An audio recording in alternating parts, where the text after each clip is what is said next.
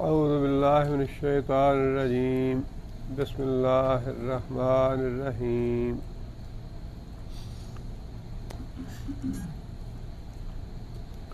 قل یجمع بیننا ربنا ثم یفتح بیننا بالحق وہو الفتاح العلیم۔ قل اے محمد صلی اللہ علیہ وسلم کہہ دیجئے، یجمع وہ جمع کرے گا، وہ اکٹھا کرے گا، بیننا ہمیں، ہمارے درمیان، ربنا ہمارا رب، ثم پھر یفتح فیصلہ کرے گا، بیننا ہمارے درمیان، بالحق حق کے ساتھ، وہو الفتاح اور وہ ہے فیصلہ کرنے والا، علیم خوب جاننے والا۔ اس سے پچھلی آیتوں میں آپ کو یاد ہوگا کہ اللہ تعالیٰ نے کافروں کو دعوت فکر دی کہ تمہیں آسمانوں سے اور زمین سے رزق کون دیتا ہے، اور اس کے بعد یہ کہا گیا کہ اللہ ہی دیتا ہے۔ اب دونوں میں سے ایک ہی راہ راست پہ ہے، یا تم راہ راست پہ ہو یا ہم راہ راست پہ ہیں۔ یہ ایک دعوت فکر تھی جو دے کے اب آخری ایک ان کے ذہن میں سوال چھوڑ دیا گیا، یا ایک بات ذہن میں ڈال دی گئی کہ معاملہ صرف یہ نہیں کہ اس دنیا میں تم سچے ہو یا ہم جھوٹے، یا ہم سچے ہیں تم جھوٹے، اور اس کے بعد معاملہ ختم ہو گیا۔ بات ایسے نہیں ہوگی کہ معاملہ یہیں پہ ختم ہو جائے گا، بلکہ اس کے بعد ہونا یہ ہے کہ اللہ تعالیٰ نے ہم سب کو اکٹھا کرنا ہے ایک جگہ پہ میدان حشر میں، اور پھر اس کے بعد اللہ تعالیٰ نے ہمارے سچے اور جھوٹا ہونے کا فیصلہ فرمانا ہے۔ صرف اتنی بات نہیں کہ ہم یہ فیصلہ کر لیں ٹھیک ہے بھئی تم سچے ہم جھوٹے، یا ہم سچے اور تم جھوٹے، اور معاملہ ختم ہو گیا۔ معاملہ ختم نہیں ہوا، بلکہ معاملہ تو اس کے بعد کا بھی ہے کہ اللہ تعالیٰ نے یہ خود فیصلہ کرنا ہے کہ ہاں بھئی تم سچے تھے، تم جھوٹے تھے، تم نے غور و فکر سے کام لیا، تم نے راہ راست اختیار کیا، اور تم نے بے عقلی سے اور بے وقوفی سے کام لیا، تم نے ہدایت کا راستہ کھو دیا، تم جھوٹے ہو یہ سچے ہیں۔ یہ فیصلہ ایک دن ہونے والا ہے۔ یہ بات بتا کے اور بھی زیادہ زور پیدا کر دیا گیا دعوت فکر میں کہ دعوت فکر کا مقصد صرف یہی نہیں کہ تم ایک فیصلہ اپنی جگہ پہ کر لو کہ ٹھیک ہے ایک سچا ہے ایک جھوٹا ہے، بلکہ اس سے آگے بھی معاملہ ہے، اور وہ یہ ہے کہ اللہ تعالیٰ ہم سب کو اکٹھا کرنے والا ہے، اور اس کے بعد اللہ تعالیٰ نے یہ فیصلہ کرنا ہے کہ سچا کون تھا اور جھوٹا کون ہے، اور اس فیصلے کی بنیاد پہ اس کے بعد آگے سزا اور جزا ہوگی۔ معاملہ یہ یہاں ختم ہونے والا نہیں ہے۔ فرمایا کہ اللہ کی ذات فیصلہ کرنے والی ہے، اور فیصلہ کرنے والے کے لیے ضروری ہے کہ وہ ہر چیز کا اچھی طرح جاننے والا ہو، ہر بات کا علم ہو اسے۔ لہذا فرمایا کہ اللہ تعالیٰ کی ذات فیصلہ کرنے والی بھی ہے اور خوب جاننے والی ہے ہر آدمی کے اعمال کو۔ آگے اللہ تعالیٰ فرماتے ہیں کہ اے محمد صلی اللہ علیہ وسلم، یہ لوگ جو اس غلط فہمی میں پڑے ہیں کہ ہمارے جو بڑے ہیں، ہمارے لیڈر ہیں، یا ہمارے علماء یا فضلاء، یہ ہمیں قیامت کے دن سفارش کر کے بخشوا لیں گے۔ اللہ تعالیٰ نے توحید کے دلائل دیتے ہوئے اس بات کا رد تو فرما دیا، لیکن ایک دفعہ پھر اس بات کی طرف توجہ دلا دی کہ تم جن لوگوں پہ اعتماد کیے بیٹھے ہو، جن لوگوں کے بارے میں تمہارا یہ گمان ہے کہ قیامت کے دن ہمیں اللہ سے بچا لیں گے، اللہ کے حضور ہماری سفارش کر کے ہمیں بخشوا لیں گے، اللہ فرماتے ہیں کہ ان کے بارے میں بھی ذرا غور و فکر کر لو، ذرا سوچ بچار کر لو۔ قل اے محمد صلی اللہ علیہ وسلم ان سے کہیے، ارونی، ارو کون سا فعل ہے؟ امر ہے۔ ارو دکھاؤ، ارا اس نے دکھایا دوسرے کو، رآ اس نے خود دیکھا، ارا اس نے دوسرے کو دکھایا۔ ارو دکھاؤ، نی مجھ کو، الذین وہ لوگ الحق تم الحاق کیا معنی الحاق کا ملانا اردو میں لفظ استعمال ہوتا ہے الحاق کا مطلب ہے ایک چیز کو دوسرے کے ساتھ ملا دینا عربی کا لفظ ہے یہ الحق تم کون سا فعل ہے ماضی ہے جمع مذکر حاضر کا صیغہ ہے الحق تم ملاتے ہو وہ لوگ مجھے دکھاؤ جنہیں تم ملاتے ہو بہی ساتھ اس کے شرکا بطور شریک کے اے محمد صلی اللہ علیہ وسلم انہیں یہ کہو کہ جن کے بارے میں تمہارا یہ گمان ہے کہ وہ اللہ کے حضور سفارش کر کے ہمیں بخشوا لیں گے اللہ سے ہمیں چھڑا لیں گے اللہ فرماتے ہیں کہ ذرا مجھے وہ لوگ دکھاؤ تو صحیح وہ ہیں کون کسی ایک کا نام لو کوئی فرشتہ ہے یا جن ہے کوئی ولی ہے کوئی پیغمبر ہے کوئی بزرگ ہے کوئی پیر ہے کوئی فقیر ہے کون ہے کسی ایک کا نام لو ارونی دکھاؤ مجھے جن کو تم ملاتے ہو بہی ساتھ اس کے کس کے اللہ کی ذات کے ساتھ شرکا شریک کے طور پہ جنہیں تم اللہ کا شریک ٹھہراتے ہوئے اللہ کے ساتھ ملاتے ہو ان میں سے کسی ایک کا مجھے پتہ دو کسی ایک کا نام لو اللہ فرماتے ہیں کلا اللہ تعالیٰ نے خود ہی اس کا جواب دے دیا کلا ہرگز نہیں دکھا سکو گے ساری کائنات میں سے اگر تم کسی ایک کو بھی دکھانا چاہو تو اللہ فرماتے ہیں کہ کسی ایک کو بھی نہیں دکھا سکو گے اللہ کی ذات کا شریک کوئی ہو ہی نہیں سکتا باقی ساری کی ساری مخلوق ہے خواہ کوئی بڑے سے بڑا نبی ہے یا ولی ہے جن ہے فرشتے ہیں جتنے بھی ہیں وہ سارے کے سارے مخلوق ہیں ایک خالق ہے دونوں برابر کیسے ہو سکتے ہیں دونوں شریک کیسے ہو سکتے ہیں لہذا اللہ تعالیٰ نے خود ہی اس کا جواب دے دیا کلا ہرگز نہیں دکھا سکو گے ہرگز کسی کا نام نہیں لے سکو گے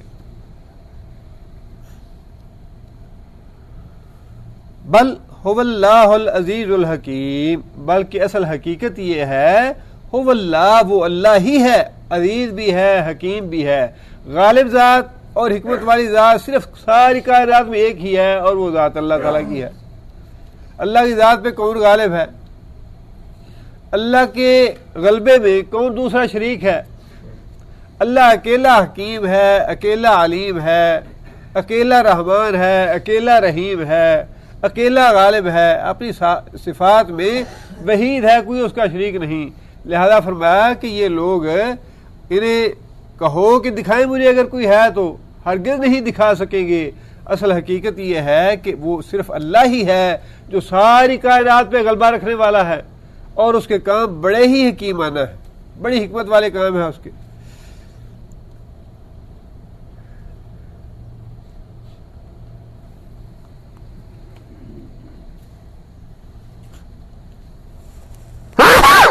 الحمدللہ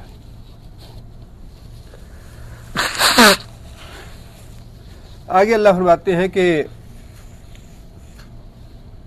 وما ارسلناک ما یہاں پہ کون سا ہے نافیہ ہے اس کے بعد اللہ آ رہا ہے ما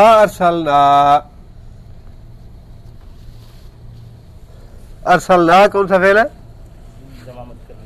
ماضی ہے جو متکلم کا صیغہ ہے ارسلنا کا معنی ہم نے بھیجا ما ارسلنا نہیں ہم نے بھیجا کا تجھ کو یعنی محمد صلی اللہ علیہ وسلم کو الا مگر کافتن للناس کافتن سارے کے سارے لوگ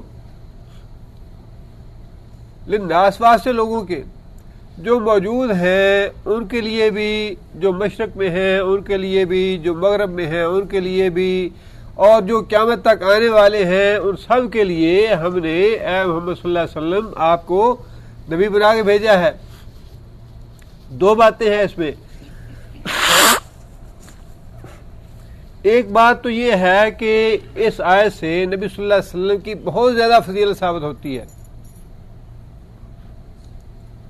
اس لیے کہ نبی اکرم صلی اللہ علیہ وسلم سے پہلے جتنے بھی انبیاء تشریف لائے جتنی بھی تعداد تھی ان کی وہ سارے کے سارے اپنی اپنی زندگی کے وقت کے لیے اپنی اپنی قوم یا بستی یا علاقے کی طرف مبعوث فرمائے گا۔ اس لحاظ سے ان کی دعوت کا زمانہ اور ان کی دعوت کا علاقہ دونوں محدود رہے۔ زمانہ بھی ان کی اپنی زندگی تک محدود تھا اور ان کا علاقہ جو ہے وہ بھی یا اپنی قوم یا بستی یا ملک جو بھی ہوتا اس تک محدود تھا۔ لیکن رسول اللہ صلی اللہ علیہ وسلم کے بارے میں اللہ تعالیٰ نے یہ بات ارشاد فرمائی کہ اے محمد صلی اللہ علیہ وسلم، ہم نے آپ کو سارے لوگوں کے لیے نبی بنا کے بھیجا گیا ہے، قیامت تک کے لیے۔ اور اسی سے یہ بات بھی ثابت ہو گئی کہ رسول اکرم صلی اللہ علیہ وسلم خاتم النبیین ہیں، نبی صلی اللہ علیہ وسلم کے بعد کوئی نبی آنے والا نہیں، اس لیے کہ اللہ نے فرما دیا کہ آپ کو ہم نے ساری مخلوق کے لیے نبی بنا کے بھیجا ہے، اب کسی اور نبی کی ضرورت باقی نہیں، نہ ہی ہم کسی اور نبی کو آپ کے بعد بھیجیں گے۔ اگر نبی بعد میں آنے والا ہوتا یا نبی اللہ تعالیٰ نے بھیجنا ہوتا تو اللہ تعالیٰ نبی صلی اللہ علیہ وسلم کو یہ نہ فرماتے کہ ہم ساری مخلوق کے لیے تمہیں بھیج رہے ہیں اور قیامت تک کے لیے بھیج رہے ہیں۔ اس سے نبی صلی اللہ علیہ وسلم کی فضیلت بھی ثابت ہوتی ہے کہ نبی صلی اللہ علیہ وسلم سارے انبیاء سے افضل ترین نبی ہیں کہ پہلے نبی اپنی زندگی میں اپنے علاقے کی طرف بھیجے گئے، جبکہ رسول اکرم صلی اللہ علیہ وسلم اپنی زندگی میں بھی اور زندگی کے بعد بھی نبی ہیں قیامت تک کے لیے۔ اور دوسری بات، خاتم النبیین ہونا بھی ثابت ہو گیا۔ اللہ نے فرما دیا کہ اے محمد صلی اللہ علیہ وسلم، آپ کے بعد ہم کسی نبی کو نہیں بھیجیں گے قیامت تک کے لیے، بس آپ ہی اب نبی ہیں ہمارے۔ کافۃ للناس،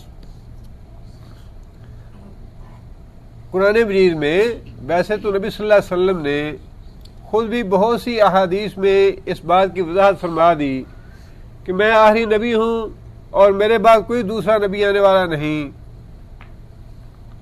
قرآن مجید میں بھی اللہ تعالیٰ نے 4-5 جگہ پہ اس بات کی وضاحت فرمائی ہے۔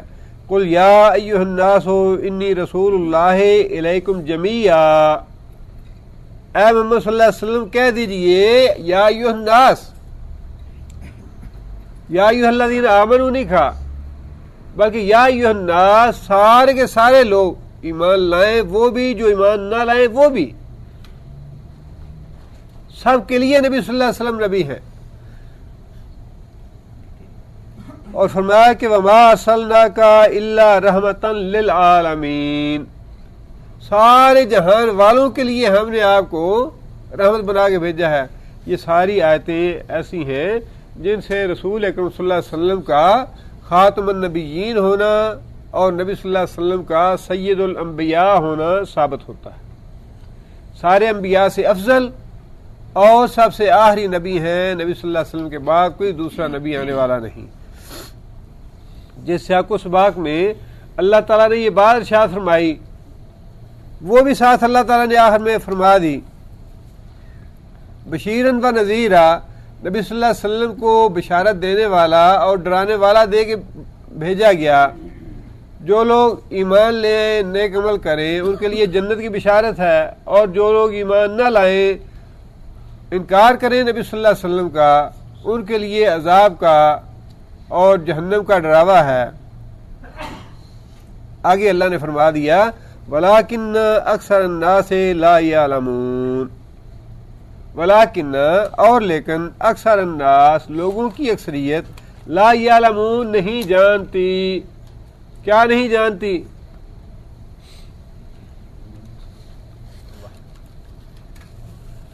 رسول اکرم صلی اللہ علیہ وسلم کے مقام اور مرتبے کو نہیں جانتی کہ رسول اکرم صلی اللہ علیہ وسلم کا اتنا بلند مقام اور بلند مرتبہ دے کے اللہ تعالیٰ نے اس امت پہ کتنا احسان فرمایا ہے۔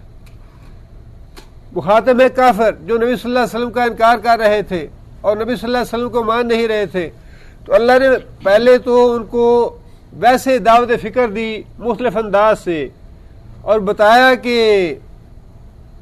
تمہیں قیامت کے دن جواب دہی کرنی پڑے گی، اور اس کے بعد یہ بات ارشاد فرما دی کہ اللہ تعالیٰ نے نبی صلی اللہ علیہ وسلم کو، محمد صلی اللہ علیہ وسلم کو جو تمہارے خاندان سے ہیں، تمہارے عزیز و اقارب ہیں، تمہارے قریبی ہیں، تمہاری بستی کے، تمہارے شہر کے ہیں، تمہیں ان کی قدر و منزلت کا احساس نہیں ہو رہا کہ اللہ تعالیٰ نے تمہارے درمیان یہ نبی پیدا کر کے تم پہ کتنا بڑا احسان کیا ہے، اور تم ایسے بیوقوف اور احمق ہو کہ انکار کر رہے ہو، اس نبی کی قدر نہیں کر رہے، اللہ کا احسان نہیں مان رہے۔ لہذا فرمایا کہ وَلَٰكِنَّ أَكْثَرَ النَّاسِ لَا يَعْلَمُونَ، اکثریت لوگوں کی نہیں جانتی، مخاطب تو وہی لوگ تھے۔ آج بھی جو ایمان نہیں لائے ان کا معاملہ تو اور ہے، لیکن جو ایمان لائے ہیں ان میں سے کتنی اکثریت ایسی ہے یا کتنے لوگ ایسے ہیں جو اس بات کا احساس رکھتے ہیں کہ اللہ نے ہم پہ بڑا احسان کیا محمد صلی اللہ علیہ وسلم کو بھیج کے ہماری طرف۔ سید الانبیاء ہیں، سرور عالم ہیں، پوری کائنات کے رہنما ہیں، سارے لوگوں کی طرف اللہ تعالیٰ نے بھیجا انہیں، اور ان کی وجہ سے اللہ تعالیٰ نے اس امت کو بھی بڑی فضیلت عطا فرما دی۔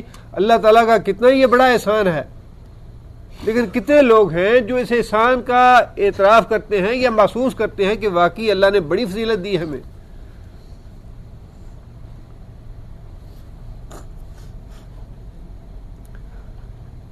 اور اسی لیے رسول اکرم صلی اللہ علیہ وسلم کیونکہ کافت الناس تھے نبی، ساری دنیا کے لوگوں کے لیے، اسی لیے رسول اللہ صلی اللہ علیہ وسلم نے اپنا حق رسالت ادا کرتے ہوئے اور کافتاً للناس کی ذمہ داری پوری کرتے ہوئے صلح حدیبیہ کے بعد اپنی دعوت کو سرزمین حجاز تک محدود نہیں رکھا، بلکہ جیسے ہی نبی صلی اللہ علیہ وسلم کو یہ موقع ملا، اللہ تعالیٰ کی طرف سے تھا یہ سارا معاملہ صلح حدیبیہ کی شرائط، لیکن نبی صلی اللہ علیہ وسلم کے ذہن میں یہ بات تھی کہ یہ دعوت مجھے پوری دنیا میں پھیلانی ہے، اور نبی صلی اللہ علیہ وسلم نے صلح حدیبیہ میں یہ شرط 10 سال کی اسی لیے رکھی کہ ہم آپس میں یہ معاہدہ کرتے ہیں کہ 10 سال تک ہم جنگ نہیں کریں گے آپس میں۔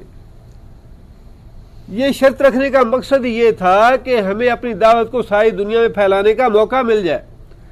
10 سال تک میں ان لوگوں کی خباثتوں سے اور ان لوگوں کی طرف سے بالکل بے فکر ہو جاؤں کہ ان کی طرف سے کوئی حملہ نہیں ہوگا، کوئی جنگ نہیں ہوگی، تاکہ ہم اس دعوت کو پوری دنیا میں پھیلا سکیں۔ اور جیسے ہی نبی اکرم صلی اللہ علیہ وسلم کو اس طرف سے تھوڑا سا سکون ملا کہ ہمارا معاہدہ ہو گیا ہے کہ ہم جنگیں نہیں کریں گے، نبی صلی اللہ علیہ وسلم نے فوراً ہی موقع سے فائدہ اٹھاتے ہوئے جو دنیا کے 9-10 بڑے بڑے سردار تھے یا اس وقت لیڈر تھے یا حکام تھے یا بادشاہ تھے، ان کی طرف رسول اکرم صلی اللہ علیہ وسلم نے دین کی دعوت دے کے صحابہ کرام کو بھیجا۔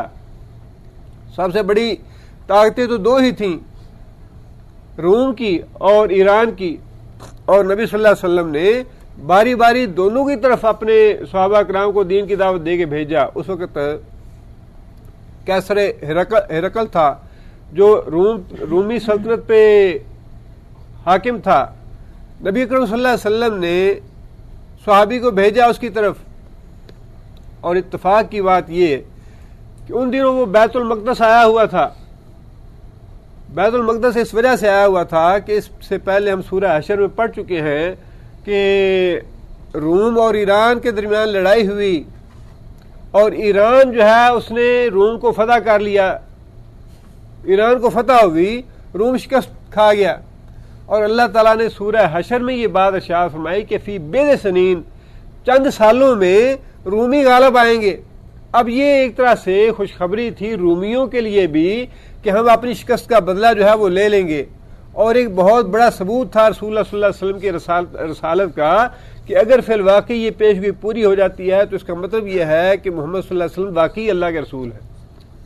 چونکہ ہرقل جو ہے وہ اس وقت نبی وہ تھا، روم کا بادشاہ تھا، اور تورات کا اور انجیل کا باقاعدہ عالم تھا، اور یہ تورات انجیل کے جو پیشگوئیاں تھیں نبی صلی اللہ علیہ وسلم کی کے بارے میں، ان سے اسے اس بات کا احساس تھا کہ ایک نبی اب آنے والا ہے، اس کا زمانہ قریب آ چکا ہے۔ جنگ بدر ہوئی، عین بدر کے دن جب مسلمانوں کو اللہ تعالیٰ نے میدان بدر میں فتح عطا فرمائی، بالکل اسی روز اللہ تعالیٰ نے رومیوں کو ایرانیوں پہ غلبہ عطا فرمایا، اور اس کا شکرانہ ادا کرنے کے لیے ہرقل جو تھا وہ روم سے بیت المقدس آیا کہ وہاں جا کے میں نماز شکرانہ ادا کروں۔ نبی صلی اللہ علیہ وسلم نے جس صحابی کو دعوت دے کے بھیجا اسے پتا چلا یا اسے بتایا گیا کہ ہرقل تو یہاں بیت المقدس آیا ہوا ہے، چنانچہ وہ بیت المقدس چلے گئے ہرقل کو نبی صلی اللہ علیہ وسلم کا خط پہنچانے کے لیے۔ ہرقل نے جب وہ خط پڑھا تو وہ اپنے دل سے اس نے تسلیم کر لیا کہ یہ واقعی اس نے یہ بات کہی کہ میں اتنا تو یقین رکھتا تھا کہ نبی آنے والا ہے اور اس کے آنے کا وقت پورا ہو چکا ہے، لیکن مجھے یہ گمان نہیں تھا کہ محمد صلی اللہ علیہ وسلم مکہ میں آئیں گے۔ اس کا خیال بھی وہی اہل کتاب والا تھا کہ بنو اسحاق کی نسل سے کوئی پیغمبر فلسطین میں آئے گا، لیکن جب اس نے ایک تو تورات اور انجیل کی بشارتوں کی وجہ سے اسے اس بات کا یقین ہو گیا، اور دوسرا اس نے مزید یقین کرنے کے لیے اپنے درباریوں سے پوچھا کہ کوئی اس علاقے کا آدمی یہاں آیا ہوا ہے۔ اس زمانے میں ابو سفیان تجارت کے لیے وہاں گیا ہوا تھا، لوگوں نے بتایا کہ وہاں کا ایک سردار آیا ہوا ہے۔ ابو سفیان کو ہرقل نے اپنے دربار میں بلایا اور اس سے کوئی سوال وغیرہ کیے، جس میں ایک سوال یہ بھی تھا کہ اس پہ ایمان لانے والے غریب لوگ ہیں یا امیر لوگ ہیں۔ ابو سفیان نے کہا کہ غریب لوگ ہیں، اور بھی کچھ باتیں پوچھیں۔ پھر آخر میں یہ پوچھا کہ اپنے وعدے کے بارے میں وہ کیسا ہے، تو ابو سفیان نے کہا کہ آج تک تو ہم نے اس کو اپنے وعدے میں پورا ہی پایا ہے، لیکن اب ہم نے ایک اور معاہدہ کیا ہے اس سے، مراد تھا صلح حدیبیہ، اب ہم دیکھتے ہیں کہ اس میں پورا اترتا ہے یا نہیں اترتا۔ اور ابو سفیان کہتے ہیں کہ جتنی بھی باتیں مجھ سے پوچھی تھیں میں نے بڑی کوشش کی کہ کچھ میں اس میں سچی جھوٹی ملاؤں، لیکن مجھے ہمت ہی نہ ہو سکی، مجھے میری زبان سے ہی کوئی بات ایسی نہ نکلی جو میں جھوٹی، یعنی کوئی ایسی بات نبی صلی اللہ علیہ وسلم کے خلاف کر سکتا، کوئی بات ایسی تھی ہی نہیں جو میں نبی صلی اللہ علیہ وسلم کے خلاف کرتا، الا یہ کہ یہ آخری جو سوال تھا اس میں میں نے تھوڑا آگے پیچھے کرنے کی کوشش کی، اور وہ بھی میں صرف اتنا کر سکا کہ ایک معاہدہ ہم نے اس آدمی کے ساتھ کیا ہے، اب دیکھیں اس پہ پورا اترتا ہے نہیں اترتا۔ یہ تھی وہ سب سے بڑی بات جو میں اس کو تھڑکانے کے لیے یا ادھر ادھر کرنے کے لیے کر سکا، باقی جو بھی اسے پوچھا مجھ سے، یعنی اس کے بغیر کوئی چارہ ہی نہیں تھا کہ جو باتیں اسے پوچھی میں نے سیدھی سیدھی بتا دی۔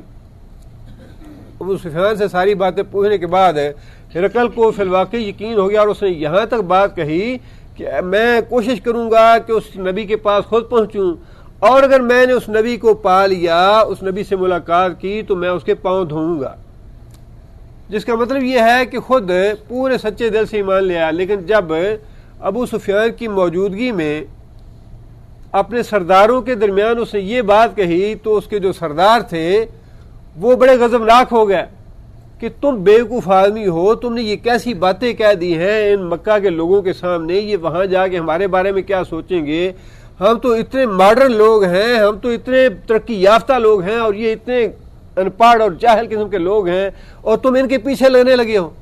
اس نے جب دیکھا کہ میرے سردار جو ہیں یا میرے وزیر کبیر جو ہیں اس طرح کی باتیں کر رہے ہیں، تو اس نے فوراً ابو سفیان اور ان کے لوگوں کو نکال دیا کہ بھئی یہ تو ہماری بڑی حد تک ہو رہی ہے، میری بڑی بے عزتی کہ میں نے ایک بات کی اور میرے سردار میرے گال آنے لگے۔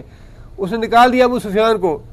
ابو سفیان جب باہر نکلا تو خود ابو سفیان پریشان ہو گیا، کہنے لگا اپنے ساتھیوں سے کہ یہ تو بڑی بات ہو گئی کہ یہ جو روم کا بادشاہ ہے یہ اس کے پیچھے چل پڑا، یہ تو اس کے کبشہ کا بیٹا، نبی صلی اللہ علیہ وسلم کے جو رضائی باپ تھے اس کا نام کبشہ تھا، اور اس نے حقارت کی وجہ سے عبداللہ نہیں کہا، اسے پتا تھا کہ عبداللہ کا بیٹا ہے، لیکن حقارت کی وجہ سے عبداللہ کا بیٹا نہیں کہا، بلکہ کہنے لگا کہ اس کا جو رضائی باپ کبشہ ہے اس کا تو بڑا درجہ ہو گیا کہ رومی بادشاہ جو ہے یہ کہہ رہا ہے کہ وہ آدمی سچا نبی ہوگا، اور مجھے موقع مل گیا یا میں اسے ملا تو میں اس کے پاؤں دوں گا، تو اس کا بڑا درجہ ہو گیا۔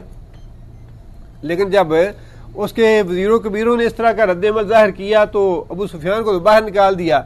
اب وہ سوچنے لگا کہ کسی طرح میں اپنے جو درباری ہیں ان کو رام کر لوں تو ہمیں نبی صلی اللہ علیہ وسلم پہ ایمان لے آنا چاہیے، یعنی اپنے دل سے وہ ایمان لا چکا تھا اور سمجھتا تھا کہ محمد صلی اللہ علیہ وسلم اللہ کے سچے نبی،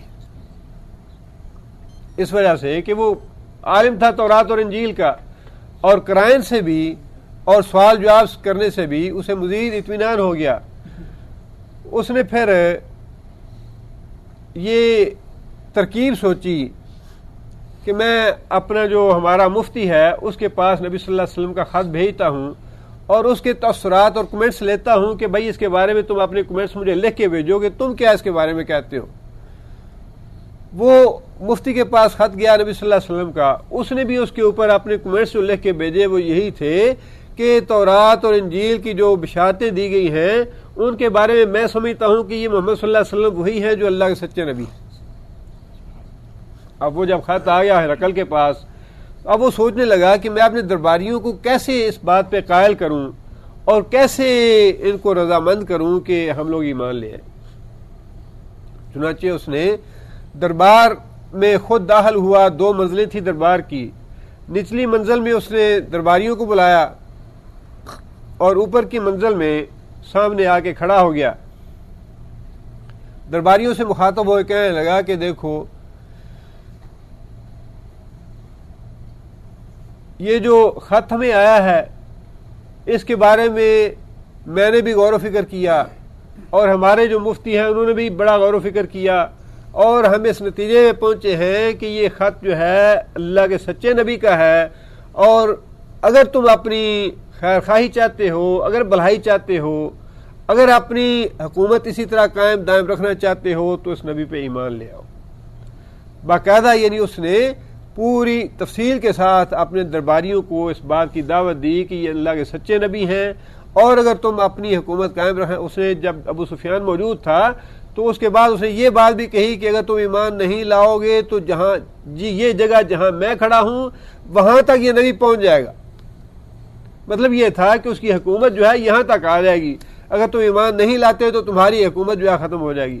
جب اس نے یہ باتیں کہیں تو درباریوں نے یا اس کے سردار جو تھے انہوں نے بالکل ویسا ہی رد عمل ظاہر کیا جیسا پہلے ظاہر کر چکے تھے، بڑے غضبناک ہو گئے اور بڑے ناک بھون چڑھایا انہوں نے، اور بڑی لعن و ملامت کرنے لگے اسے کہ تم کیسے بادشاہ ہو، تم کیسے سپر پاور کے حاکم ہو کہ تم اتنی جلدی گھٹنے ٹیک دیے تم نے اور اتنی جلدی تم نے مان لیا اس کو، یہ وہ اور باتیں کی۔ اب جب اس نے دیکھا کہ میرے درباری جو ہے ان کا رد عمل اس طرح کا ہے تو خود اس نے پینترا بدل دیا، یعنی ساری حقیقت جاننے کے باوجود اپنا تحفظ کے لیے یا حکومت بچانے کے لیے کہنے لگا کہ بھائی بات یہ ہے، میں تو یہ دیکھنا چاہتا تھا کہ تم اپنے ایمان میں کتنے پکے ہو، اور مجھے پتہ چل گیا کہ تم بڑے پکے ہو اپنے ایمان میں، لہٰذا ہم اپنے دین پہ قائم ہیں۔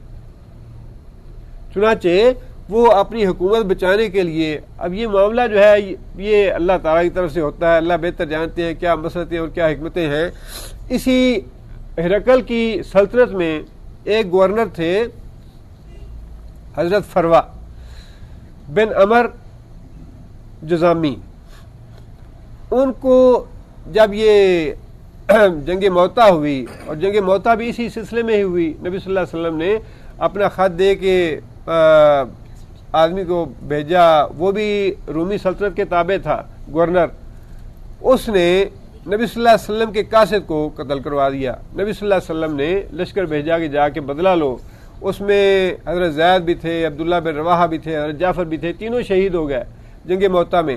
لیکن اس میں جو بات قابل تعجب تھی وہ یہ تھی کہ مسلمانوں کا لشکر جو تھا وہ 3000 تھا اور کافروں کا لشکر 2 لاکھ تھا، 3000 اور 2 لاکھ۔ حضرت فروا جو تھے وہ گورنر تھے عرب علاقوں کے اور بڑے اچھے کمانڈر تھے، انہوں نے جب یہ دیکھا کہ 3000 آدمیوں نے 2 لاکھ کا مقابلہ کیا ہے تو وہ مسلمانوں کے جذبہ ایمانی سے بڑے متاثر ہوئے اور ایمان لے آئے، مسلمان ہو گئے۔ اب وہ مسلمان ہو گیا تو کیسر کو پتا چلا کہ یہ تو گورنر جو ہے یہ مسلمان ہو گیا، اس کے مسلمان ہونے کے بعد اس کی رعایا بھی مسلمان ہو جائے گی، چنانچہ فوراً گرفتار کر لیا، اسے جیل میں ڈال دیا اور اس کو پیغام یہ بھیجا کہ یا تو عیسائی ہو جاؤ یا مرنے کے لیے تیار ہو جاؤ، دونوں ہی راستے ہیں تمہارے لیے۔ حضرت فروا نے کہا کہ میں اب مسلمان ہو چکا ہوں، اب میں مرتد تو نہیں ہوں گا، عیسائی نہیں بنوں گا، تمہارا جو جی چاہتا ہے کر لو۔ فقط مان تک وہی جو حضرت موسیٰ علیہ السلام کے ایمان لانے والے جادوگر جو تھے، جب وہ ایمان لائے تو فرعون نے بھی دھمکی یہی دی کہ میں تمہیں سخت سزا دوں گا، پھانسی لگا دوں گا، الٹے تمہارے ہاتھ اور پاؤں کٹا دوں گا۔ تو انہوں نے جواب میں یہی کہا فقط مان تک، جو کرنا چاہتا ہے کر لے، ہم تو ایمان لے آئے۔ حضرت فروا نے بھی یہی کہا کہ میں اب عیسائی تو نہیں ہوں گا، مرتد نہیں ہوں گا، میں ایمان لے آیا ہوں اور میں چاہتا ہوں کہ اسی ایمان کی حالت میں دنیا سے رخصت ہوں، لہذا جو کرنا چاہتے ہو کر لو۔ اور اس نے فی الواقع فلسطین میں انہیں پھانسی لگوا دیا۔ اب یہ اپنے اپنے نصیب کی بات ہے۔ ہرقل جو اپنے دل سے ایمان لا چکا تھا اور یہ چاہتا تھا کہ درباری بھی ایمان لے آئے، اور آپ اندازہ لگائیے کہ اگر ہرقل ایمان لے آتا تو آج یورپ کی تقدیر کیا ہوتی۔ پورے یورپ کا مالک تھا وہ، یورپ ہی نہیں بلکہ اس زمانے میں ہرقل کی سلطنت جو تھی یا رومی سلطنت جو تھی وہ شام تک، عرب علاقوں تک تھی۔ وہ حجاز کا علاقہ جو ہے یہ کسریٰ کے تابع تھا جس میں نبی صلی اللہ علیہ وسلم تھے، اور شام اور فلسطین کا علاقہ جو ہے یہ سارے کا سارا رومی سلطنت کے تابع تھا۔ اگر ہرقل لے آتا ایمان تو پورے کا پورا یورپ جو ہے آج مسلمان ہوتا۔ اور یہ بات نبی صلی اللہ علیہ وسلم نے جتنے بھی بادشاہوں کو خط بھیجے ان میں یہ بات لکھی کہ اگر تم ایمان لے آؤ گے تو تمہاری رعایا بھی ایمان لے آئے گی، اگر تم ایمان نہیں لاتے تو اپنی رعایا کے کفر کے تم ذمہ دار ہو۔ ہرقل کو بھی یہ بات لکھی کہ اگر تم ایمان نہیں لاؤ گے تو اپنی رعایا کے کفر کے ذمہ دار تم ہوگے۔ لیکن یورپ کے نصیب میں اسلام نہیں تھا، ایمان نہیں لایا وہ۔ اسی طرح کسریٰ کی طرف بھی نبی صلی اللہ علیہ وسلم نے بھیجا آدمی، دو ہی بڑی طاقتیں تھیں، کسریٰ کے پاس بھیجا تو نبی صلی اللہ علیہ وسلم نے اس خط پہ اپنے معمول کے مطابق سب سے پہلے بسم اللہ الرحمن الرحیم لکھا، اس کے بعد من محمد بن عبداللہ رسول اللہ صلی اللہ علیہ وسلم یہ الفاظ لکھے، آگے لکھا الی پرویز کسریٰ ایران۔ خط جب اس کے پاس گیا تو آتش پرست تھا، مشرک تھا، اسے دیکھتے ہی بڑا غصہ لگا اور بڑا آگ بگولا ہو گیا اور کہنے لگا کہ ہماری سلطنت کا ایک غلام اس قدر گستاخ ہے کہ اس نے ہمارے نام سے پہلے اپنا نام لکھا ہے۔ چنانچہ اسی وقت یمن کا گورنر تھا بازان، اس کو یہ خط لکھا کہ اپنی فوج سے 2 مضبوط کمانڈر بھیجو جو مکہ سے اس آدمی کو گرفتار کر کے لائے، اور ان کو فوراً ہی آتے ہی میرے پاس بھیج دینا۔ اور نبی صلی اللہ علیہ وسلم کے قاصد سے کہنے لگا کہ اگر یہ سفارتی آداب کے خلاف نہ ہوتا تو میں تمہیں قتل کرا دیتا، تم جس کا خط لے کے آئے۔ اس آدمی نے قاصد واپس آ گیا نبی صلی اللہ علیہ وسلم کے پاس، اور اس نے آ کے سارا کچھ بتایا، یا رسول اللہ کہ اس طرح کا معاملہ ہوا ہے۔ بازان نے 2 آدمی بھیجے نبی صلی اللہ علیہ وسلم کو گرفتار کرنے کے لیے مدینہ منورہ۔ جب وہ 2 آدمی پہنچے تو انہوں نے کسریٰ کا پیغام دیا کہ اگر تم نہیں جاؤ گے ہمارے ساتھ تو ہمارا بادشاہ جو ہے تمہارے ملک کو تباہ و برباد کر دے گا، لہٰذا بہتر یہ ہے کہ تم ہمارے ساتھ چلو۔ نبی صلی اللہ علیہ وسلم فرمایا کہ اب تو رات ہو گئی ہے، تم کل آنا میرے پاس۔ چلے گئے، ان کو آرام کروایا گیا۔ دوسرے دن نبی صلی اللہ علیہ وسلم کی خدمت میں حاضر ہوئے تو رسول اکرم صلی اللہ علیہ وسلم نے فرمایا کہ تمہارے بادشاہ کو اس کے بیٹے نے قتل کر دیا ہے، تمہارے بادشاہ کو، پرویز کو اس کے بیٹے نے قتل کر دیا ہے۔ وہ بڑے حیران ہوئے، کہنے لگے یہ کیسے ہو سکتا ہے؟ کہنے لگے کہ جو بات تم نے کہی ہے کیا ایسے ہی جا کہ ہم اپنے گورنر سے کہہ دیں، بازان سے؟ نبی صلی اللہ علیہ وسلم نے فرمایا کہ ہاں، جا کے بتاؤ اسے کہ تمہارے بادشاہ کو اس کے بیٹے نے قتل کر دیا ہے۔ وہ دونوں آدمی بازان کے پاس آئے، گورنر جو تھا یمن کا، آگے بتایا اسے کہ اس آدمی کے پاس ہم گئے ہیں، پہلی راتوں سے ہمیں سلا دیا، دوسرے دن ہم اس کے پاس گئے تو اس نے کہا ہے کہ یہ تو تمہارے بادشاہ کو اس کے بیٹے نے قتل کر دیا ہے۔ وہ بازان کہنے لگا کہ یہ اطلاع تو مجھے بھی ایران سے آ گئی ہے کہ پرویز کو اس کے بیٹے نے قتل کر دیا ہے۔ چنانچہ جب یہ تصدیق ہو گئی تو اللہ تعالیٰ نے اس کے نصیب میں اسلام لکھا تھا۔ بازان خود یمنی تھا، اور جب اسے اس بات کی تصدیق ہو گئی کہ نبی صلی اللہ علیہ وسلم نے یہ بات کہی ہے تو اسے فوراً اس بات کا یقین ہو گیا کہ فی الواقع وہ اللہ کے نبی ہیں جنہیں اللہ تعالیٰ نے وحی کے ذریعے اطلاع دے دی کہ اس بادشاہ کو اس کے بیٹے نے قتل کروا دیا. مسلمان ہو گیا خود بھی, اور بادان کے ساتھ جتنے درباری تھے, جتنے اس کے ساتھی تھے, وہ سارے کے سارے مسلمان.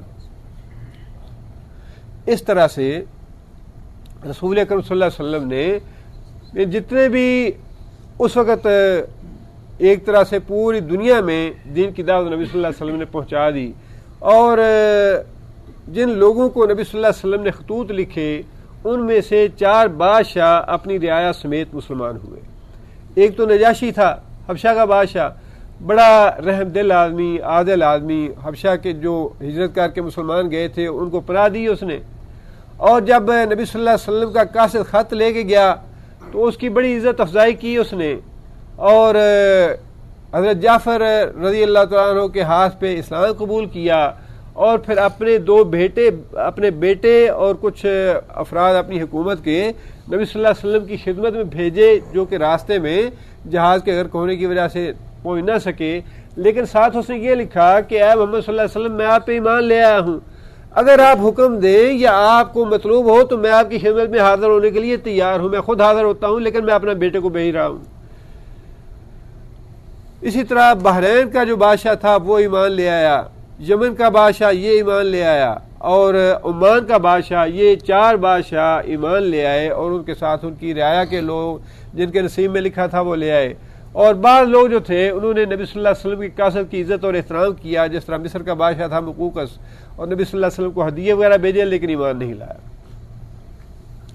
لیکن نبی صلی اللہ علیہ وسلم کو چونکہ اللہ تعالیٰ نے, اور اس سے یہ بات بھی ہمیں معلوم ہو جاتی ہے کہ اسلام جو ہے, بعض لوگ یہ سمجھتے ہیں جی قرآن جو ہے اس میں تو صرف سارے حالات اور واقعات جو ہیں خطہ عرب جو ہے اس کے بارے میں بیان کیے گئے ہیں, باقی دنیا کو تو کہیں ذکر ہی نہیں کیا گیا.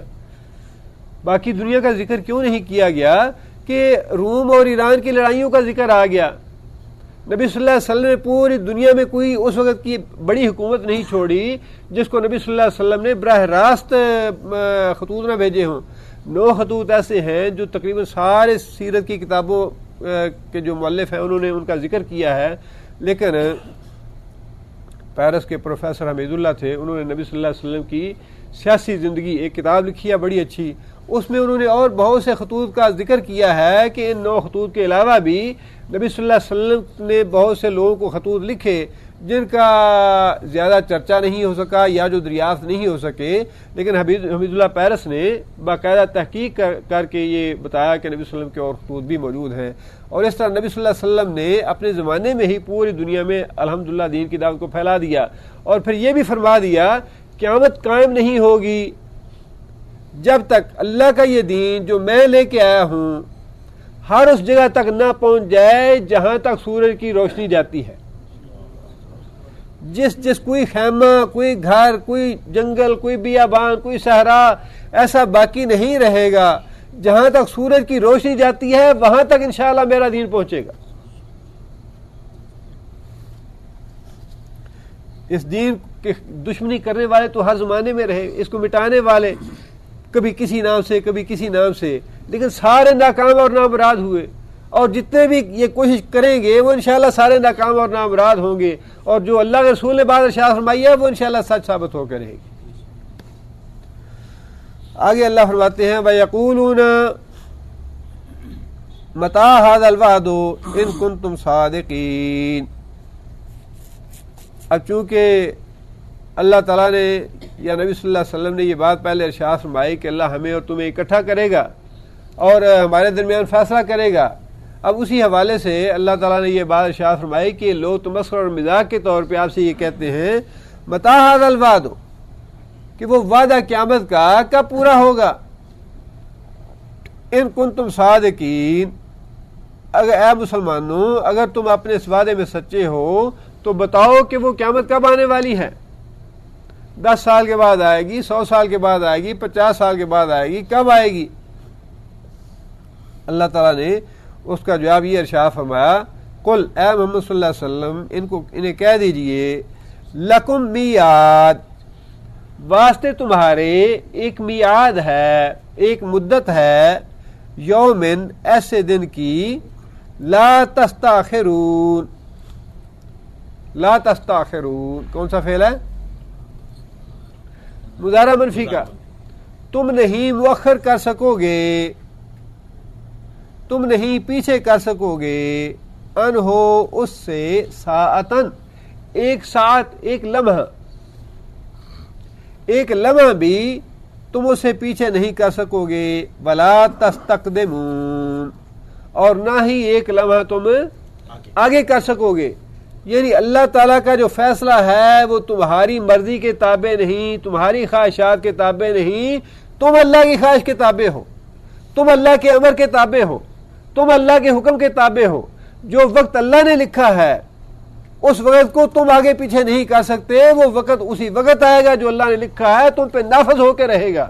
اس لیے کہ اللہ کی ذات غالب ہے، اللہ کا امر ہے، اللہ کا اقتدار اور اللہ کی حکومت ہے، فیصلہ اللہ کا ہے، تم اس کے تابع ہو، اللہ تمہارے تابع نہیں. کہ تم یہ کہو اچھا جی فلاں دن آ جائے قیامت تو اللہ لے آئے، تم کہو کہ جی ہمارے سامنے آسمان سے فرشتے نازل ہوں اور فرشتے نازل ہونے شروع ہو جائیں. تم یہ کہو جی فلاں پہاڑ جو ہے یہ سونے کا بن جائے اور وہ پہاڑ سونے کا بن جائے. اللہ تمہاری مرضی کے تابع نہیں ہے، تم اللہ کی مرضی کے تابع ہو. جب تمہاری موت اللہ نے لکھی ہے، اس موت سے تم اپنے وقت بھی آگے پیچھے نہیں کر سکتے. قیامت تو بڑی دور کی بات ہے. جو وقت اللہ نے تمہارے لیے لکھا ہے ایک گھڑی بھی تم اس سے نہ آگے کر سکتے ہو نہ پیچھے کر سکتے ہو، تم اللہ کے تابع ہو. اسی طرح قیامت کا وقت جو اللہ نے لکھا ہے وہ آ کے رہے گا، اور جب وہ آ گیا تو پھر تم اس وقت کو آگے پیچھے نہیں کر سکو گے. جو اللہ نے فیصلہ فرما دیا، جو اللہ تعالیٰ امر کر دیں گے وہ پورا ہو کے رہے گا. آگے اللہ فرماتے ہیں وقال الذین کفروا، اور کافر لوگ کہتے ہیں لن نؤمن بہذا القرآن. لن نؤمن کون سا فعل ہے؟ مضارع بلند ہے. مضارع پہ لن آنے سے مضارع کے معنی مستقبل کے لیے خاص ہو جاتے ہیں اور اس میں زبردست تاکید پائی جاتی ہے. لن نؤمن، ہم ہرگز ایمان نہیں لائیں گے، ہم اپنے کفر میں بڑے پکے ہیں، جو مرضی تم کر لو. لن نؤمن بہذا القرآن، اس قرآن کو مانیں گے ہی نہیں، اس قرآن پہ ایمان لائیں گے ہی نہیں. انہی کی اولاد ہے یہ بھی، جو آج اسلام کو اور کفر کے دشمن بنے ہوئے ہیں اور قرآن کو مٹانا چاہتے ہیں، محمد صلی اللہ علیہ وسلم کے نام کو مٹانا چاہتے ہیں، مسلمانوں کو روئے زمین سے ختم کرنا چاہتے ہیں. انہی بدبختوں کی اولاد ہے یہ، جنہوں نے کہا تھا کہ لن نؤمن بہذا القرآن، ہم اس قرآن پہ ہرگز ایمان نہیں لائیں گے.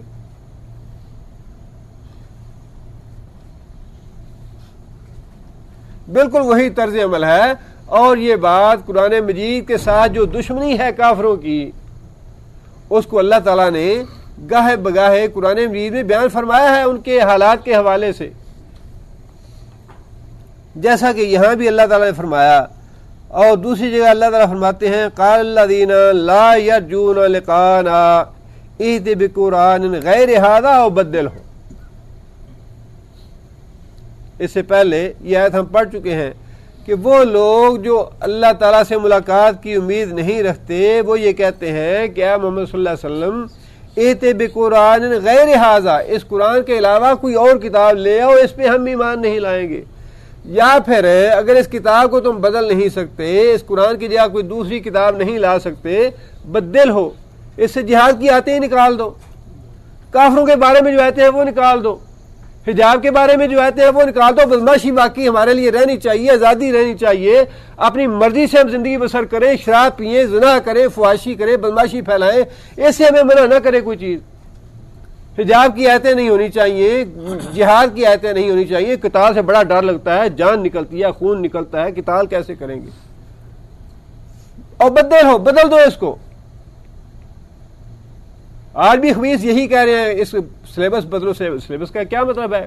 کبھی کہتے ہیں قرآن سے یہ نکال دو، قرآن سے یہ نکال دو، سلیبس سے یہ نکال دو، فلانا پڑھاؤ، فلانا پڑھاؤ، فلانا پڑھاؤ. بدبختو یہ تم اگر کر بھی دو. اب سنا ہے جی یہودی جو ہیں وہ نیا قرآن چھاپ رہے ہیں، نکال کے آتے واتے اور سب کچھ. پہلے تو مسلمانوں سے یہ مطالبہ تھا کہ تم نکالو، وہ نہیں نکالے تو وہ خود کر رہے ہیں، لیکن کرتے رہے. کب تک کریں گے؟ اللہ نے تو اس کی حفاظت کا ذمہ خود لیا ہے. اس کو کون بدل سکتا ہے؟ لیکن آپ اندازہ لگائیے معاملہ صرف جہاد کی آیات کا تو نہیں ہے کہ اللہ تعالیٰ نے جہاد کی آیتیں اس میں ارشاد فرمائی ہیں یا حکم دیا ہے تو اس وجہ سے مسلمان جو ہیں اپنی جانوں کی پرواہ نہیں کرتے. بھی اس قرآن میں تو جنت کا ذکر بھی ہے، جہنم کا ذکر بھی ہے. جو آدمی جنت کا ذکر پڑھتا ہے وہ کب چاہتا ہے میں اس دنیا میں رہوں؟ وہ جو جنگی عہد میں صحابی تھا جیسے نبی کھجوریں کھا رہا تھا، نبی صلی اللہ علیہ وسلم نے کہنے لگا یا رسول اللہ اگر میں لڑوں، فرمایا کہ شہید ہو جاؤ جنت میں جاؤ گے. کہہ رہا تھا یا رسول اللہ اتنی دیر میں اس دنیا میں کیوں رہوں، پھر کھجوریں وہیں پھینکی کہ یہ تو بڑی دیر ہو جائے گی، میں یہ 10 کھجوریں کھاتا رہوں اور اس دنیا میں 10 کھجوروں کا وقت گزار دوں، ضائع کر دوں، میں ابھی کیوں نہ جنت میں جاؤں. ان بدبختوں کو یہ پتہ نہیں کہ کس کس بات کا تم ذکر نکال لو گے قرآن سے. جنت کا ذکر نکال دو گے، جہنم کا ذکر نکال دو گے، نبی صلی اللہ علیہ وسلم کا ذکر نکال دو گے. یہ تو اللہ اور اللہ کے رسول کی محبت ہے جس پہ جانے دے رہے ہیں مسلمان. اللہ کا ذکر نکال دو گے، محمد صلی اللہ علیہ وسلم کا ذکر نکال دو گے، کیا کچھ نکالو گے اس قرآن سے؟ یہ تو قرآن سارا بھرا پڑا ہے اسی چیز سے جس پہ مسلمان جانے دینے کے لیے تیار. اس قرآن کا تو ایک ایک لفظ ایسا ہے کہ وہ معجزہ ہے کہ چھوٹے چھوٹے 7-7 8-8 سال کے بچے جو ہیں ان کے دلوں میں اس طرح محفوظ ہو جاتا ہے، اس طرح یہ کھب جاتا ہے کہ ایک زیر اور زبر کا، جزم کا، شد کا، مد کا معمولی سا فرق باقی نہیں رہتا. یہ تو ایسا معجزہ ہے. کیا کچھ نکالو گے اس سے، کیا کچھ بدلو گے اس سے، اور کہاں کہاں سے کراؤ گے؟ تم پاکستان سے کروا لو گے، مصر سے کروا لو گے، پوری دنیا سے کہاں کہاں سے نکالو گے؟ یہ جن بچوں نے اپنے دلوں میں محفوظ کیا ہے، جو حفاظ ہیں کروڑوں کی تعداد میں، ایک ایک ملک میں، ایک ایک گھر میں بچے حافظ ہیں، کس کس کو گولیاں مارو گے، کس کس کو ختم کرو گے؟ اور تمہارے دادا پر دادا نے سب کچھ کر کے دیکھ لیا. بغداد کی لائبریریاں ساری جلا دیں، ساری کتابیں ضائع کر دیں آج سے کئی سال پہلے. آج بھی تم نے یہی کیا، لیکن اس کے باوجود یہ یاد رکھو کہ یہ کتاب باقی رہے گی، لوگوں کے دلوں میں بھی باقی رہے گی. ہاں کتنی ہی مصیبت کیوں نہ آ جائے، کتنا ہی مشکل کیوں نہ لگے، انشاءاللہ اس قرآن کو حفظ کرانے والے بھی باقی رہیں گے، حفظ کرنے والے بھی باقی رہیں گے. روٹی ملے نہ ملے، بھوکے رہ کے کریں گے انشاءاللہ، ننگے رہ کے کریں گے انشاءاللہ. ایسی بات نہیں ہے کہ اکثریت جو ہے وہ گرین کارڈ لینا چاہتی ہے اور ساری دنیا ہی اس کو ان کے پیچھے جنت میں جانے والی ہے، ایسی بات نہیں ہے.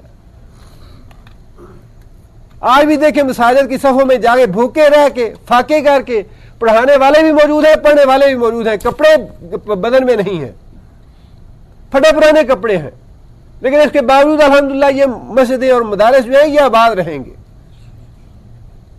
یہ تمہارا امریکہ اور یورپ اجڑ جائے گا انشاءاللہ، لیکن اللہ کی مسجدیں اور اللہ کے مدرسے یہ آباد رہیں گے. بھوکے ننگوں سے آباد رہیں گے، لیکن بات وہی ہے جو اللہ کے رسول نے ابو سفیان نے کہی تھی کہ اس پہ ایمان لانے والے غریب لوگ ہیں. اور نبی صلی اللہ علیہ وسلم نے فرمایا کہ یہ اسلام جو ہے یہ غریب غربت سے چلا، غربت پہ ہی ختم ہوگا. یہ تو اعزاز کی بات ہے. اور آگے بھی اللہ تعالیٰ یہ بات ارشاد فرما دی کہ ہمیشہ جو کھاتے پیتے امیر کبیر اور حکومتوں والے، اقتدار والے، انہی لوگوں نے نبی صلی اللہ علیہ وسلم کے دین کی مخالفت کی. غریبوں نے کبھی مخالفت نہیں کی اس دین کی. غریبوں نے ہمیشہ قربانیاں دی اور جانیں قربان کی اللہ کے رسول کے دین.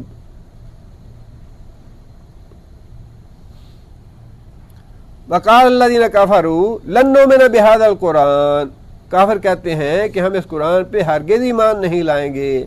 بلا بالذی بین یدیہ، اور نہ ہی ایمان لائیں گے بالذی اس کتاب پر بین یدیہ جو اس سے پہلے ہے. یہ بات کافروں کی ہے، اہل کتاب کی نہیں ہے.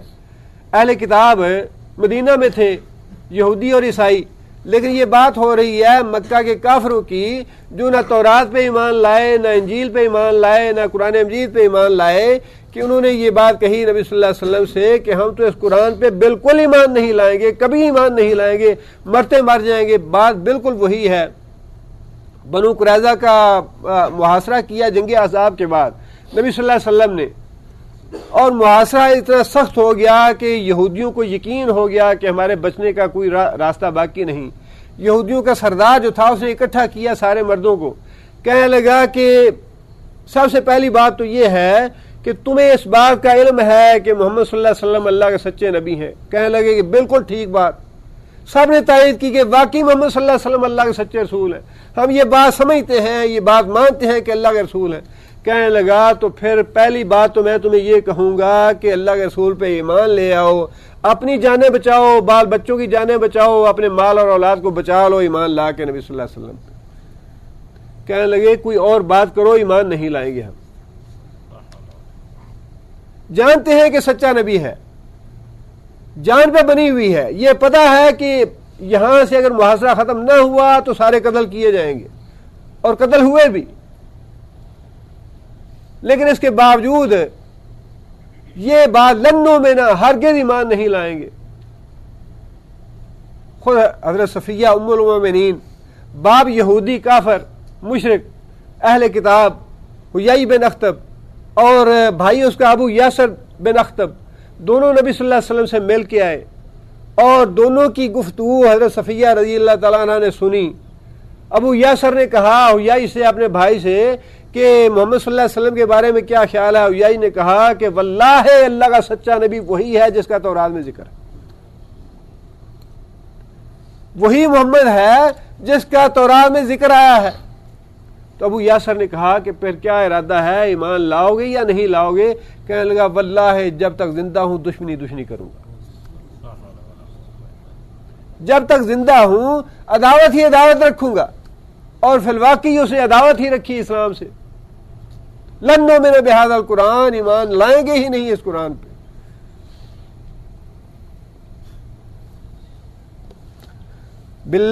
ولا بالذی بین یدیہ، نہ اس کتاب پہ جو اس قرآن سے پہلے آئی۔ آگے اللہ فرماتے ہیں، اللہ تعالیٰ نے پھر ان کی اس اعتراض کا تو جواب نہیں دیا بلکہ دعوت فکر دے دی۔ وَلَوْ تَرَىٰ إِذِ الظَّالِمُونَ مَوْقُوفُونَ عِندَ رَبِّهِمْ وَلَوْ، کاش ترا یعنی مخاطب جو بھی ہے، خواہ وہ کہنے والا ہے، سننے والا ہے، سنانے والا ہے، جو بھی ہے، کاش تو تصور کرے، کاش تو غور کرے۔ اذ الظالمون، جب یہ ظالم لوگ، اسلام دشمن کافر، یہودی ہوں یا عیسائی ہوں یا جو بھی ہوں، اذ الظالمون، جب یہ ظالم لوگ موقوفون کھڑے ہوں گے، وقوف کریں گے، عند ربہم، اپنے رب کے حضور، یرجع بعضهم الی بعض، یرجع کون سا فعل ہے؟ فعل مضارع ہے، وہاں مذکر غائب کا صیغہ ہے۔ یرجع کا معنی رجوع کرنا، پلٹنا۔ یرجع پلٹیں گے، رجوع کریں گے، بعضهم الی بعض، ایک دوسرے کی طرف، بعض کی طرف۔ القول، قول کے ساتھ، بات کے ساتھ، یہ جب اللہ کے حضور کھڑے ہوں گے میدان حشر میں اور ایک دوسرے کو پہچانتے ہوں گے، جانتے ہوں گے، اور ایک دوسرے کے ساتھ باتیں کرتے ہوئے رجوع کریں گے ایک دوسرے کی طرف، ایک دوسرے سے باتیں کریں گے، بحث کریں گے، مناظرہ کریں گے، ایک دوسرے سے سوال اور جواب کریں گے، کیا کہیں گے؟ اللہ فرماتے ہیں یقول الذین استضعفوا، یقول الذین، کہیں گے وہ لوگ، نستضعفوا، اس کا مادہ کیا ہے؟ ضعف، ضعف کا معنی کمزوری، نستضعفوا جو کمزور بنائے گئے، ہے تو یہ ماضی کا فعل لیکن مزید فی ہے، الف سین تا کا اس میں اضافہ ہے، جو جی ہاں مجہول ہے۔ یقول الذین استضعفوا، کہیں گے وہ لوگ جو دبائے گئے، کمزور بنائے گئے، جو رعایا تھے، جو محکوم تھے، ملازم تھے، نیچے کے طبقے کے لوگ تھے، کن سے کہیں گے؟ للذین استکبروا، واسطے ان لوگوں کے کہ جو دنیا میں بڑے بنے ہوئے تھے، جو دنیا میں لیڈر بنے ہوئے تھے، جو دنیا میں صدارت اور وزارت کے منصب پہ فائز تھے۔ لولا انتم، لو اگر، لا نہ، انتم تم ہوتے لکننا مومنین، لکننا البتہ ہوتے ہم مومنین مومن۔ رعایا جو ہے، قوم جو ہے، وہ اپنے بادشاہوں سے، اپنے سرداروں سے، اپنے منسٹروں سے مخاطب ہو کے کہے گی کہ بدبختو اگر تم نہ ہوتے لکننا مومنین تو ہم تو مومن ہوتے۔ تم لوگ ہو گمراہ کرنے والے، تم لوگ تھے قانون بنانے والے، تم تھے ملک کو چلانے والے، تمہارے ہاتھ میں تھا اقتدار، تم نے ہمیں گمراہی کے راستے پہ لگایا۔ وزارت اطلاعات تمہارے پاس تھی، وزارت تعلیم تمہارے پاس تھی، وزارت خزانہ تمہارے پاس تھی، فحاشی اور بے حیائی کی راہ پہ تم نے ساری قوم کو لگایا۔ یہودیوں اور عیسائیوں کا نصاب تعلیم اور ہندوؤں کا نصاب تعلیم تم نے نافذ کیا، ساری قوم کو گمراہی اور غلط راستے پہ تم نے لگایا۔ اگر تم نہ ہوتے، لولا انتم، اگر تم نہ ہوتے لکننا مومنین تو ہم تو مومن ہوتے۔ یہ قیامت کے دن میدان حشر میں جہنم میں جانے سے پہلے اللہ کے حضور جھگڑا ہو رہا ہوگا، جھگڑا کریں گے یہ لوگ، اور جھگڑا کس لیے ہوگا؟ جھگڑا اس لیے ہوگا کہ جب دو مجرم پکڑے جاتے ہیں اور انہیں پتہ چل جاتا ہے کہ اب سزا ہونے والی ہے تو عدالت میں جا کے جھگڑا اس لیے کرتے ہیں کہ ہمارا جو جرم ہے اس میں کچھ کمی آ جائے۔ نہیں تم نے کہا تھا یہ، وہ کہا نہیں تم نے کہا تھا یہ، میں نے تو نہیں کہا تھا، نہیں جی تم ذمہ دار ہو، تم لے کے گئے تھے ہمیں، نہیں جی تم نے بتایا تھا راستہ یہ۔ ہر آدمی اپنا گناہ کم کرنے کے لیے، اپنے جرم کی نوعیت کو گھٹانے کے لیے دوسرے پہ ذمہ داری ڈالتا ہے تاکہ میری سزا میں کچھ کمی ہو جائے۔ حشر میں جہنم میں جانے سے پہلے یہ دونوں گروہ اسی طرح سے اور اسی وجہ سے جھگڑا کریں گے، رعایا بھی اور لیڈر بھی، اور پھر جو درجہ بدرجہ لوگ ہیں، علماء ہیں جن کی لوگ بات مانتے ہیں، یا پیر فقیر ہیں جو ان کے مرید ہیں جن کے ہاتھ میں بیعت کی ہوئی ہے، یہ سارے حشر میں جھگڑا کریں گے۔ اللہ فرماتے ہیں قال الذین استکبروا، اس بات کا جواب بڑے بننے والے دیں گے۔ قال الذین، کہیں گے وہ لوگ، استکبروا، جو بڑا بنے ہوئے تھے، للذین استضعفوا، ان لوگوں سے جو کمزور تھے، جو رعایا تھے، جو پیروی کرنے والے تھے، پیچھے چلنے والے تھے اپنے لیڈروں کے، اپنے حکمرانوں کے، وہ لیڈر کہیں گے نحن صددناکم، کیا نحن، ہم تھے، صددنا، صد کا معنی روکنا، صددنا کون سا فعل ہے؟ ماضی ہے، جمع متکلم کا صیغہ ہے۔ نحن صددنا، کیا ہم نے روکا تم کو؟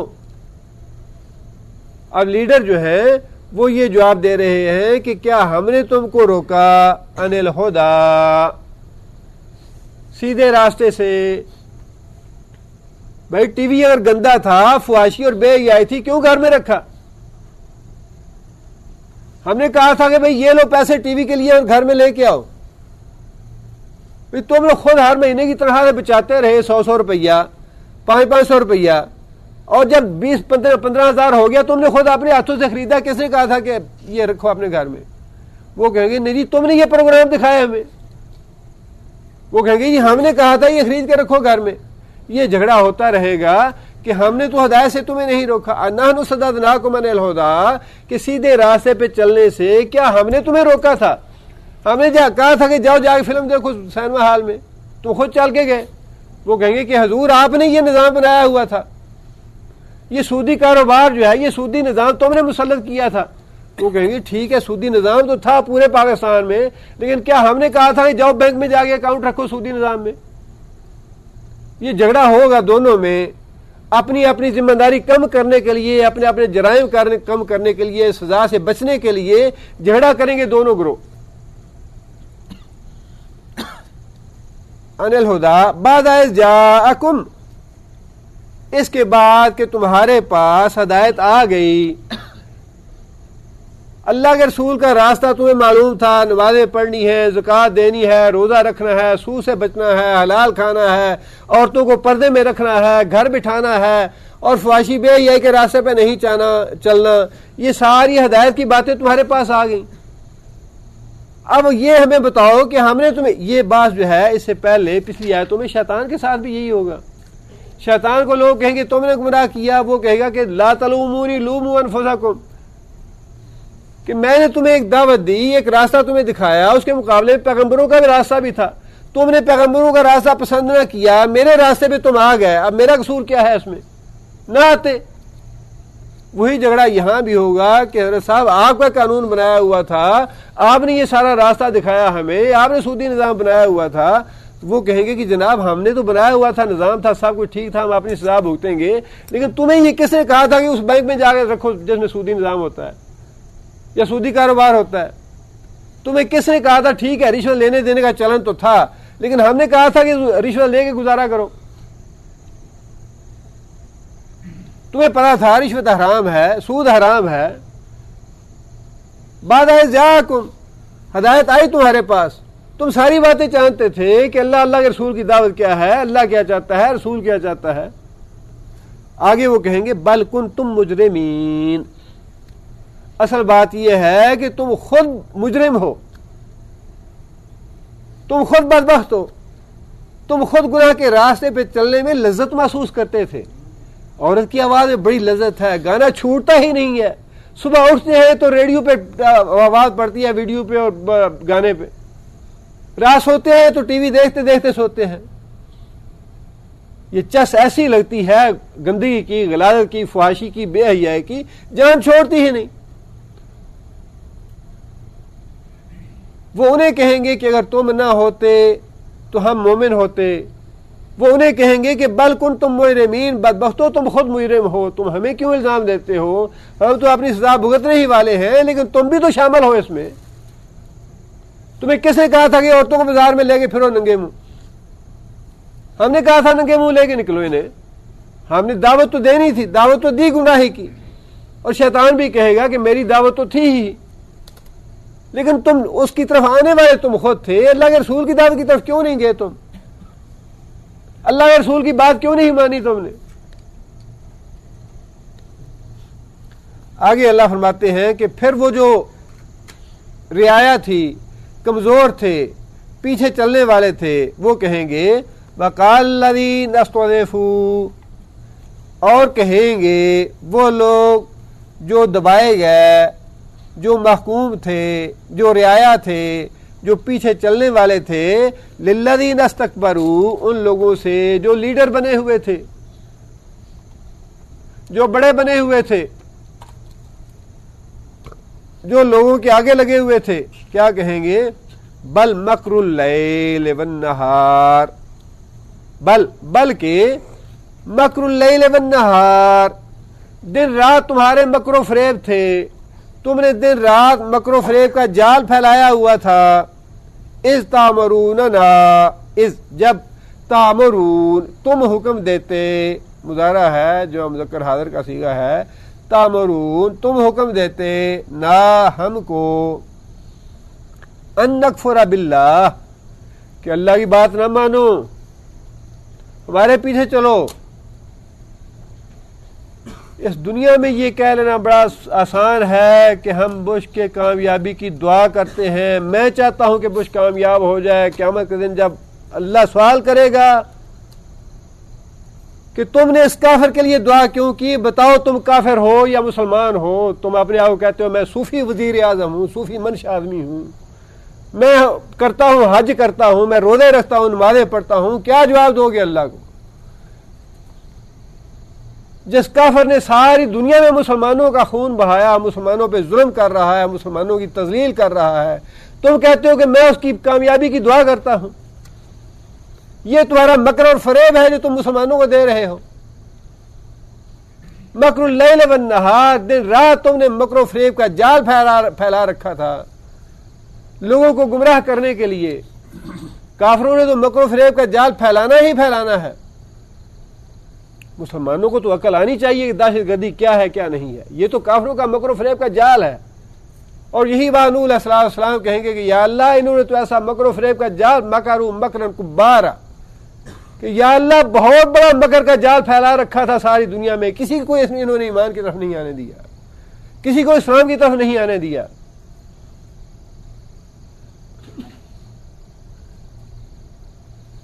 بھئی اللہ نے عقل دی ہے, خود قرآن کیوں نہیں پڑھتے, خود اللہ کے رسول کی باتیں کیوں نہیں پڑھتے.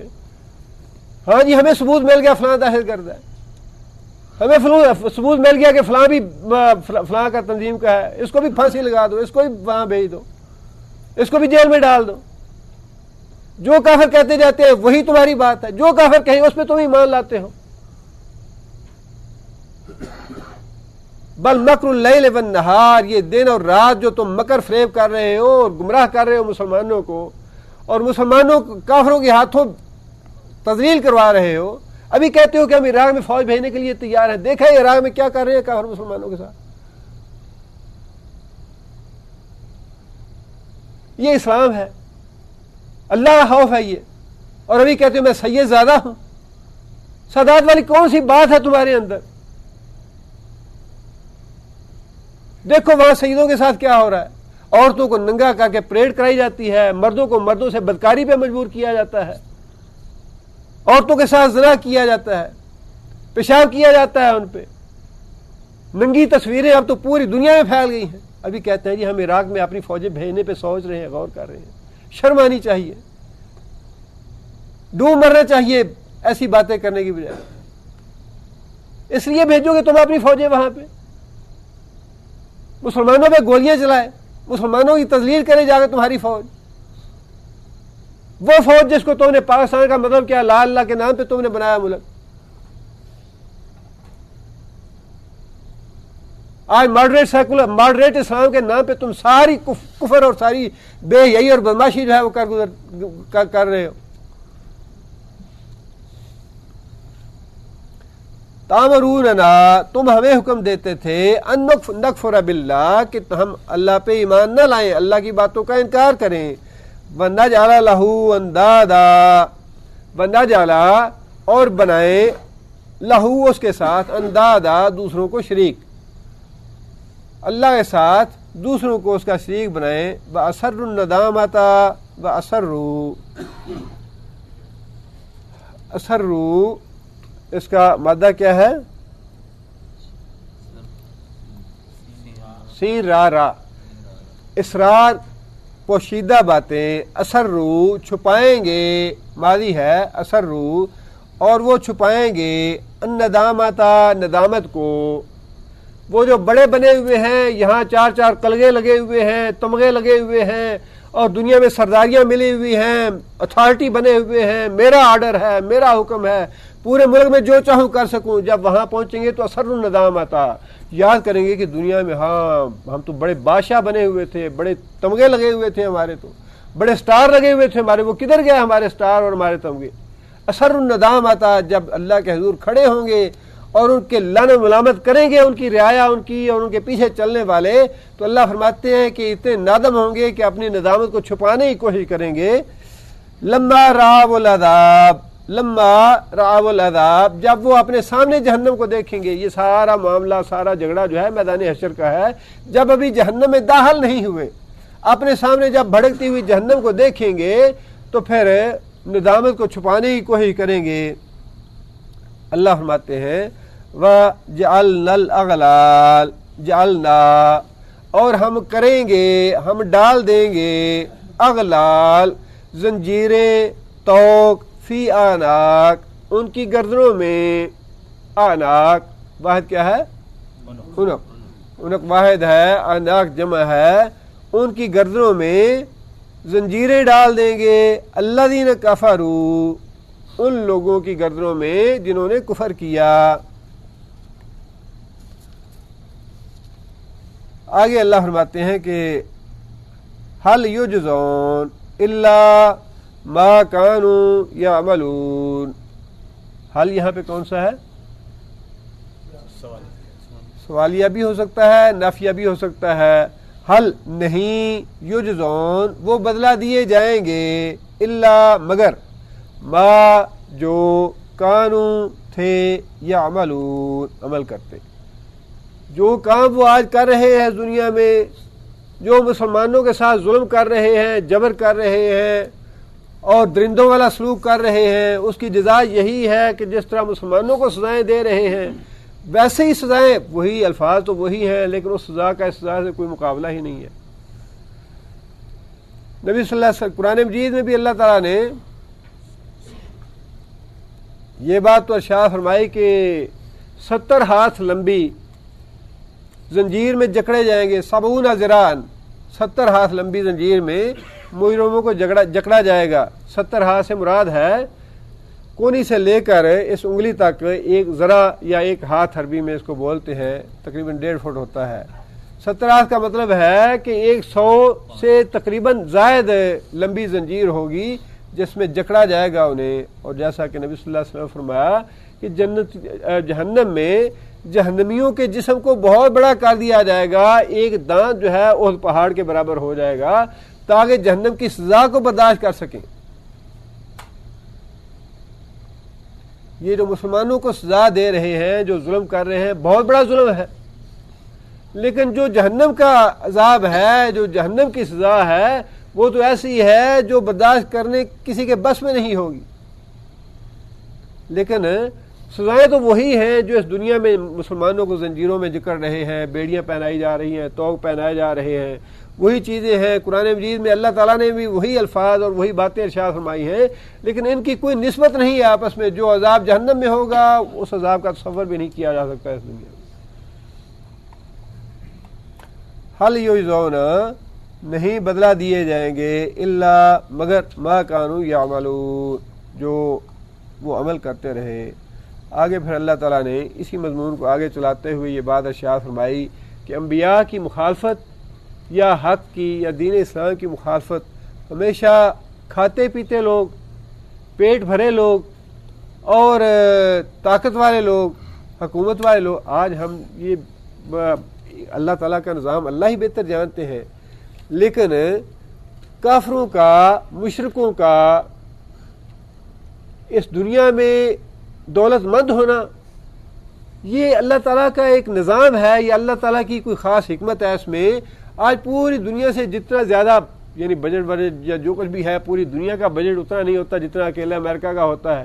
اب اتنی دولت اللہ تعالیٰ، انسان سوچتا ہے کہ اتنی دولت یا اللہ تو نے دے رکھی ہے انہیں، اتنے اسباب اور اتنے وسائل تو نے دے رکھے ہیں انہیں، لیکن اللہ فرماتے ہیں کہ ہمیشہ ایسا ہی ہوا کہ جن کے پاس دولت زیادہ ہوتی ہے، وسائل زیادہ ہوتے ہیں، اسباب زیادہ ہوتے ہیں، میرے دین کے دشمن بھی وہی ہوتے ہیں۔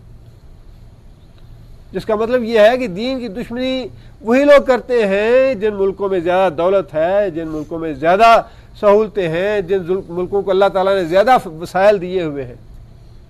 اس میں کوئی حیرانگی یا تعجب کی بات نہیں ہے۔ بعض لوگ کہتے ہیں جی وہ لوگ ہیں تو کافر، لیکن اللہ نے اتنا ان کو نواز دیا، اتنا دے دیا ہے۔ یہ تو اللہ تعالیٰ کی ایک تقسیم ہے، اور جس کے بارے میں اللہ تعالیٰ نے آگے وضاحت بھی فرمائی ہے۔ اس کے بارے میں اللہ بہتر جانتے ہیں کہ اللہ کی یہ تقسیم کیوں ہے، لیکن ہمیشہ سے ایسے ہی رہا کہ جو غریب لوگ ہیں وہی اس دین کے لیے قربانیاں دیتے رہے، اور انہوں نے ہی اس دین کو پہلے قبول کیا، اور جو لوگ کھاتے پیتے ہیں، دولت والے ہیں، وہ ہمیشہ دشمن رہے یا دور رہے اسلام سے۔ انشاءاللہ اگلی نشست میں اگلی آیت سے شروع کریں گے۔ سبحان ربک رب العزت عما یصفون۔